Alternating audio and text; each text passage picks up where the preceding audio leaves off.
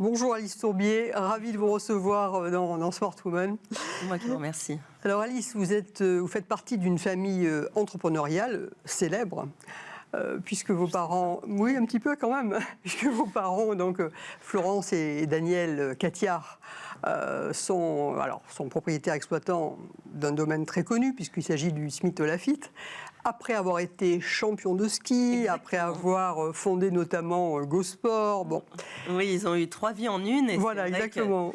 que ça donne des ailes. Donc j'ai eu cette chance-là de grandir dans ce milieu-là. Un terreau favorable aux d'ailleurs, entrepreneurs. il n'y a pas que vos parents, puisque votre sœur a également créé la marque de soins de Caudalie, effectivement. Des crèmes qui sont vendues dans le monde entier. Des crèmes dans le monde entier, très connues aussi. Et donc finalement, et vous êtes à la tête, avec votre mari, vous êtes à la tête d'un groupe hôtelier. Donc on voit bien que la famille est entrepreneuriale et il y a 2 points communs entre vous tous, au moins 2 points, il doit y en avoir d'autres bien sûr.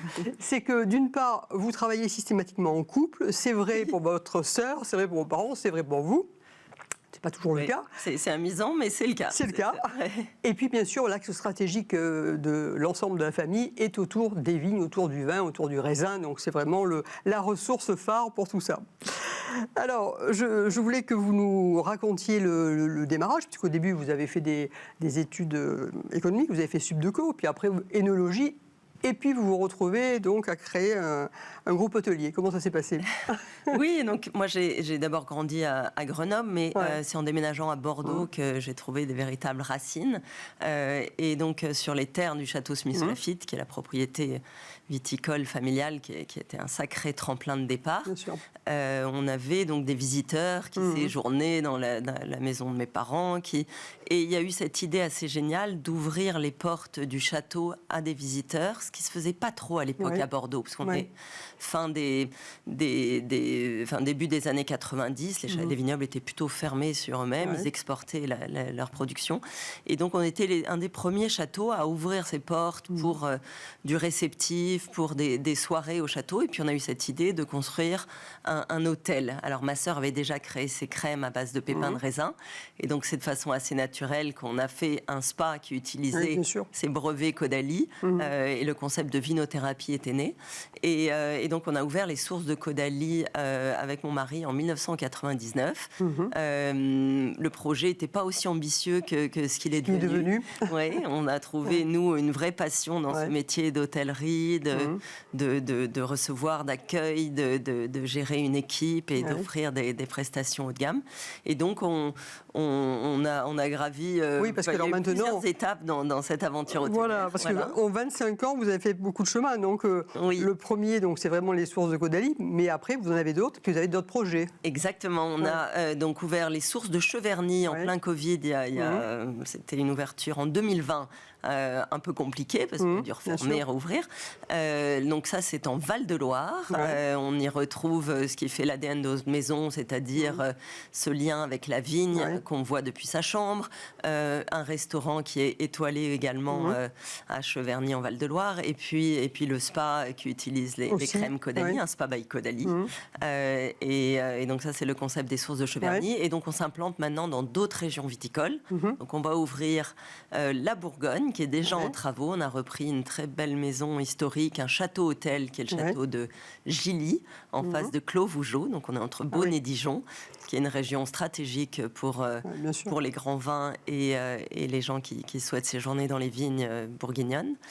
Et en Alsace, notre choix s'est porté sur le château d'Isambourg. Donc là, on est sur les hauteurs de Colmar, à Rouffach précisément, qui est un domaine aussi magique, entouré de 5 hectares de vignes, clos de murs.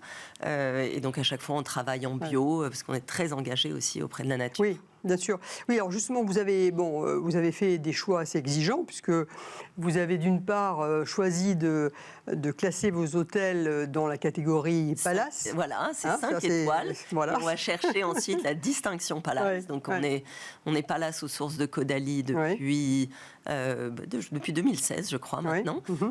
Et là, il faut qu'on repose candidature. Cheverny, pour l'instant, on est 5 étoiles qui brillent, mais on attend un peu d'étoffer l'équipe et de vraiment avoir une offre encore plus solide. Mais je pense que on va se diriger vers ce label aussi. Ce choix, c'est un choix qui est très exigeant, d'autant que c'est vrai qu'il n'est pas du tout répandu, parce que c'est vraiment, vous revendiquez le fait d'être dans une atmosphère de maison de famille à la campagne, ce qui n'est pas le cas des palaces en général parisiens ou Côte d'Azur. Donc c'est un choix particulier. Oui, on crée la destination. Qu'est-ce qui a fait que vous vouliez faire ça et pourquoi vous l'avez positionné comme ça Parce que pour nous, c'est un luxe d'être à la campagne et cette nature qui nous entoure, on a envie de... Enfin, c'est notre luxe à nous. On n'a pas les ors du Bristol, on a des vignes à perte de vue. Et donc, on crée des vraies destinations. Et donc, ça vous permet d'attirer. D'ailleurs, vous m'avez dit que vous aviez, enfin, on le sait d'ailleurs, vous avez reçu le roi Charles lors de son séjour. Donc bravo. Alors, au-delà de la catégorie palace, vous avez également une autre exigence, puisque vous avez voulu aussi écolabelliser vos hôtels. Donc là encore, c'est un choix très structurant. Donc, expliquez-nous là aussi comment ça se passe et là aussi, pourquoi vous avez fait ce choix? On marche sur ces deux jambes, le luxe haut de gamme d'un côté, et puis le respect de l'environnement de l'autre. Et donc, cette écolabellisation vient soutenir cette démarche qu'on a entreprise il y a déjà plusieurs années, une démarche responsable où on s'engage à consommer moins d'énergie, à réduire nos coûts, à ne plus utiliser d'emballage à usage unique, notamment dans les salles de bain. Maintenant, on a des petits pochons qu'on invite le client à emporter chez lui. On travaille sur des flacons pompes, réduire, recycler, réutiliser. Donc, et puis, il y a un vrai accompagnement aussi de la part des équipes. On a notamment une sorte d'ambassadeur en la personne et du coup, parce que vous avez créé aussi une académie de formation. Exactement, qui vous permet justement, il y a une attractivité très particulière de votre groupe à ce titre. C'est la Source Académie qui va suivre nos collaborateurs et les former. Alors on apprend à faire un chignon, on apprend parce que bien sûr dans nos métiers d'hôtellerie-restauration, l'humain fait tout.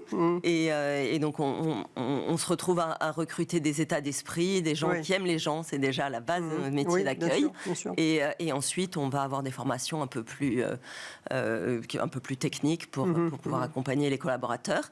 Et donc Hugo Clément, c'est notre ambassadeur dans cette dimension éco-responsable. Et donc il apprend les petits gestes du quotidien pour qu'ils font. C'est vrai pour l'hôtellerie et c'est vrai également pour la partie restauration, puisque vous êtes également bien sûr à la fois en circuit court avec vos propres potagers à certains égards.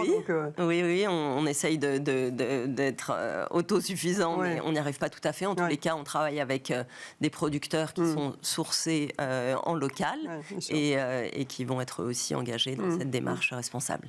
Donc déjà un très beau groupe avec des perspectives. Et alors après, même si c'est un peu tôt, puisque Bourgogne, Alsace, mais après vous allez où? Après, on continue de rêver, mais la France est tellement belle que ça nous fait plaisir de s'implanter peut-être en Provence, en Champagne. Il y a des choses magnifiques. Il y a des tas d'endroits où vous pouvez créer. Si on sort de France, l'Italie a aussi des atouts incroyables. Oui, bien sûr. Non, mais c'est très intéressant de voir, au-delà de la réussite de ce que vous faites et puis de la conviction que vous y mettez, manifestement, ce qui est intéressant, c'est de voir que vous conjuguez, vous conciliez le luxe et l'écologie, puisque c'est bien ainsi, alors que parfois on a tendance à les opposer, pas du tout. Enfin, il faut opposer ni économie, écologie, il faut rester dans des zones... Je pense qu'au contraire, les palaces doivent montrer l'exemple et qu'il faut qu'on soit plus responsable. Et c'est possible. Bon, écoutez, en tout cas, merci beaucoup pour ce témoignage. On voit que vous êtes une entrepreneure heureuse, en accord avec vos valeurs, en accord avec votre environnement.